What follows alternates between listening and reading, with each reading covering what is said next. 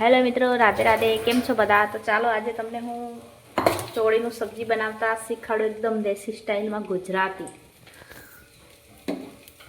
તો આમાં રાઈ, જીરું અને મેથી 3 વસ્તુ નાખી દીધી છે તેલમાં. થોડા હરી મરચાં નાખશું.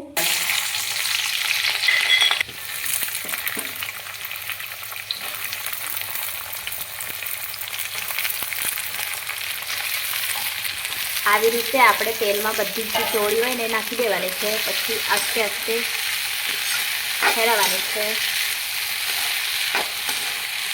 5 મિનિટ થઈ ગયા છે અને જો થોડું બ્રાઉન થયું છે. આજથી 5 મિનિટ રહેવા દેશું એટલે સરસ ગળી જાય ચોળી અને જે દાણા છે. પછી ઉપરથી આપણે મસાલા નાખીશું. લાલ કશ્મીરી મરચું નાખીશું, 1 ચમચી જેટલું. થોડી હલ્દી પાવડર નાખીશું. થોડા ગરમ મસાલો નાખશું, એટલો ગરમ મસાલો નાખશું. સબ્જી મસાલા થોડા से सब्जी मसाला, थोड़ा तेल, नमक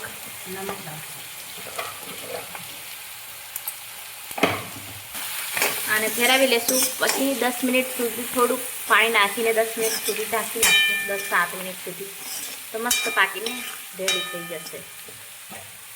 थोड़ा से पाणी डाल देशुं.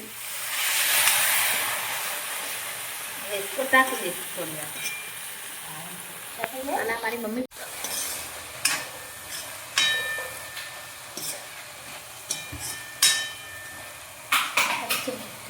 હવે થોડી થોડી વાર ઓર નાખશું.